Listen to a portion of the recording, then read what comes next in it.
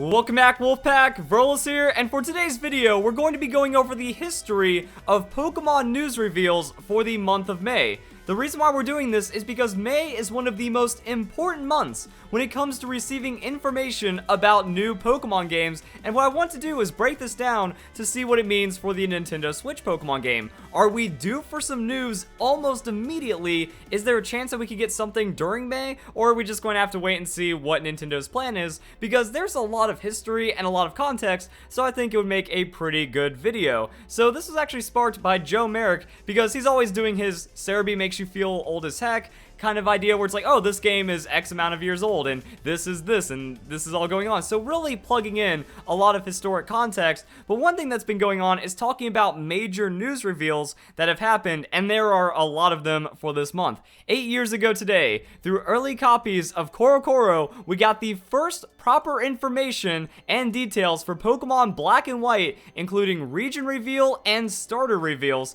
So this is actually through Korokoro, back when Korokoro actually gave us the deets on Pokemon news. Ever since Pokemon Sun and Moon, you know, they very rarely actually broke stories, and this is the crazy thing. This is Korokoro. This is a magazine. This isn't a YouTube channel like the official Pokemon YouTube channel. This isn't some massive social media campaign to announce a new Pokemon game. It just kind of got leaked through Korokoro.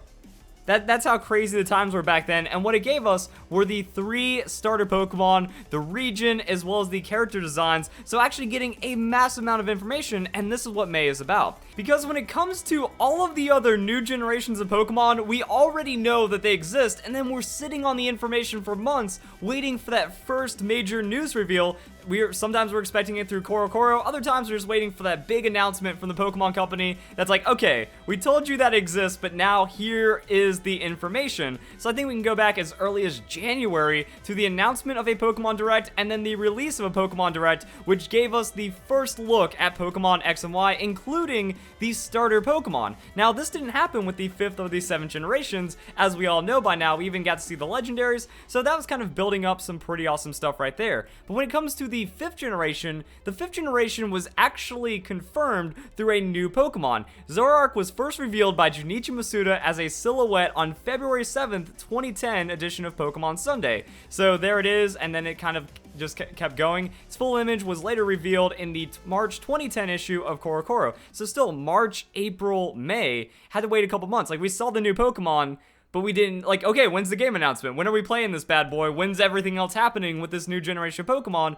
So that happens the way it is. Even with, like, Pokemon Diamond and Pearl, it kind of goes pretty crazy. The development of Diamond and Pearl was announced at a Nintendo press conference in the 4th calendar quarter of 2004. So that was actually, like, years of build-up and announcement, but that was mostly just for, like, a press conference. Like, hey, Nintendo investors, we're working on a Pokemon game. That should get you very excited. So going back to 4th generation, a bit more rudimentary, but even then, like, after that, there was a lot more announcements of Pokemon games and then massive reveals that would come. So let's see what Joe Merrick also goes on about 10 years ago today. So this is back May 11th.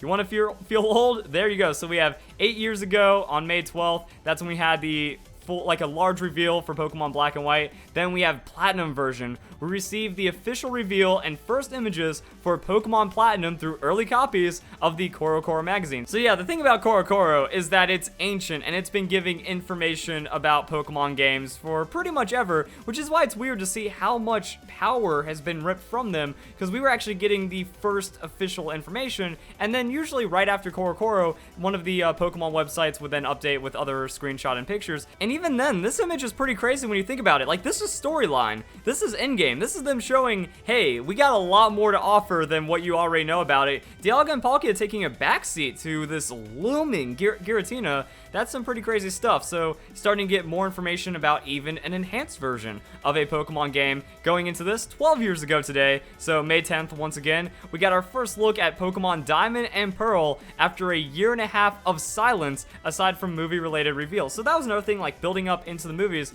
This is what we mean, like, a year and a half of silence. So, we had 2004 late quarter, just, hey, we're working on it. But then Diamond and Pearl did get the reveal, showing us new Pokemon. Wait a second, that looks like Sneasel, but bigger.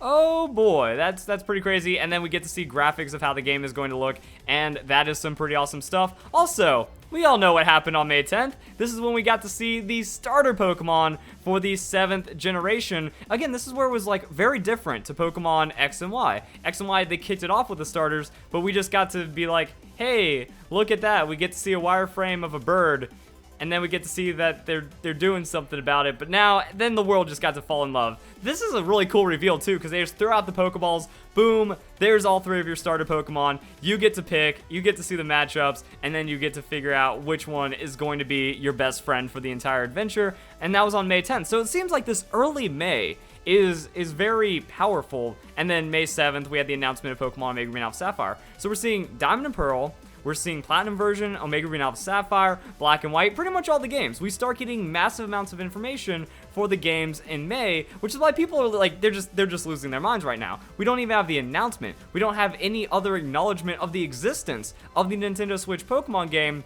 So now the question is, should we expect news in May when it comes to the Nintendo Switch Pokemon game? And honestly, I am going to say no.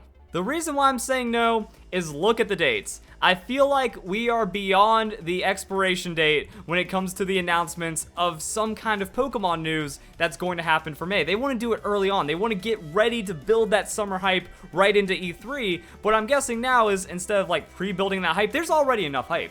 Nintendo knows they don't need to put out any information because whenever they want to release it, we are going to be as rabid as ever. Now, some people can kind of disagree with their business decision because a lot of fans are starting to get really upset with how long it's waiting. But at the same time, we almost have no justification in being upset. We know when E3 is. We know Nintendo is planning something massive for E3 because we have the Super Smash Bros. Invitational for the already confirmed new Super Smash Bros. Game, and then they're even like kicking off this video presentation. This is when you guys log in, guys. June 12th, 9 a.m. Pacific time, we're going to see Super Smash Bros. And more for Nintendo Switch games for 2018. Then we go into Nintendo Treehouse, and it's just amping up. So I think that's why Nintendo feels justified in not giving us any information, because we know when the information is coming.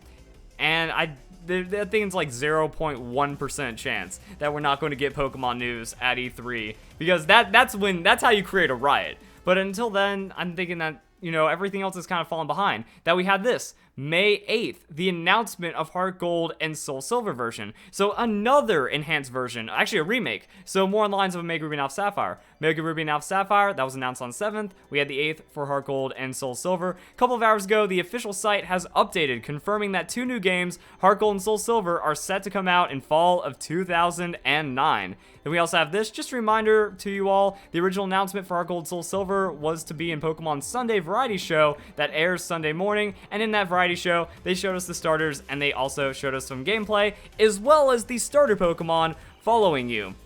That was a really cool one, but gave a small amount of footage featuring Gold walking around New Bart Town with Chikorita following him, with pics coming from Japanese image boards. Now, the thing is, we didn't even know what to expect at this point. Like, does this mean all Pokemon follow you, or just starter Pokemon follow you, similar to what happened with Yellow version and Pikachu? And then it just kind of turned out to be the greatest, most perfect Pokemon games ever. So we have this, and then the only time it's kind of broke cycle was for Pokemon Ultra Sun and Ultra Moon. Now here's the thing. The 6th generation did an absolutely insane news reveal cycle, and Pokemon Sun and Moon had a ton of features and a ton of hype poured into it, so I would naturally expect Game Freak to not immediately just go into the new Pokemon game. Because Pokemon Omega Ruby and Alpha Sapphire was in early May after Pokemon X and Y, really whatever's going on with Ultra Sun and Ultra Moon, it could have been an E3 announcement, and that's kind of the same. But when it came to Pokemon Ultra Sun and Ultra Moon, this was June 6th. So maybe if it was a mid to late announcement in May for Ultra Sun and Ultra Moon, I'd have a little bit of hope for a Pokemon Switch announcement for any time in May. But the way I see it, all the build up, everything is pouring in to E3. When was the Pokemon Switch game announced? E3 2017. What is all of this hype building up? E3. And then even with Super Smash Bros, some people are saying that they're not going to let Pokemon overtake Super Smash Bros, or Game Freak isn't going to let Super Smash Bros overtake Pokemon. Problem is, that's not how it happens. We had information about Omega Ruby and Alpha Sapphire, and Omega Ruby and Alpha Sapphire only came out a month after Super Smash Bros 4. So as we've seen, these games can play nice together, and whatever it takes to move Switch consoles. That if someone ends up picking up Super Smash Bros. And buys a Switch just for Super Smash Bros. And then eventually gets Pokemon, that's awesome. If someone holds out for Pokemon, gets the Switch, and then turns around and gets Super Smash Bros. In early 2019, that's awesome. These games aren't really going to step on each other's toes, especially if they're done correctly. Super Smash Bros. 4 still has a competitive scene. Hell, Melee still has a competitive scene. So Super Smash Bros., it's going to last for more than just 3 months. It's going to go into 2019, into 2020, and because of that, it doesn't really matter when the game comes out. Well, it does. Like, if you just get the game out sooner, that's still going to be pretty healthy for it. Same with Pokemon. If Pokemon has insane depth, doesn't get hacked, doesn't have all these features broken, and then is very community, competitive, and player-friendly, then again, the Pokemon game has no right lasting less than 6 months, and should be a strong game for a year, and even then, to prevent burnout. I'm bored of Pokemon, I'm gonna play Super Smash Bros. I'm bored of Super Smash Bros, I'm gonna play Pokemon. There should be an insane balance just from these two games being announced, so I think power coupling them together for the E3 reveal is actually a pretty good idea overall. And I think that's pretty much it, so tell me what you think in the comment section down below. I really want to know what you guys think about the May reveal cycle and what that could mean for the Nintendo Switch, as well as the future of Pokemon games.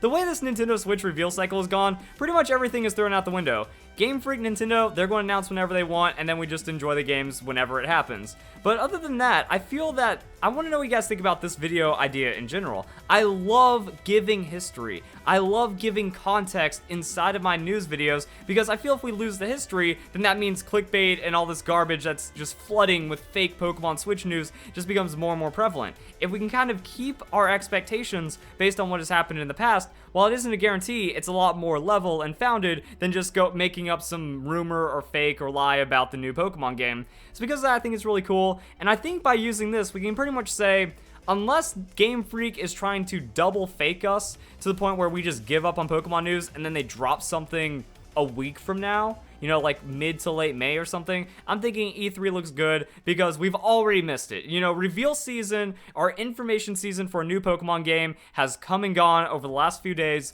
and with that, I think we're pretty much good to go on all the information that we have so far. So if you guys enjoy the video, hope you all have a nice day. Thank you very much for watching, and don't forget to like, comment, subscribe, and all that YouTube shill stuff if you did enjoy the video. Thank you very much once again.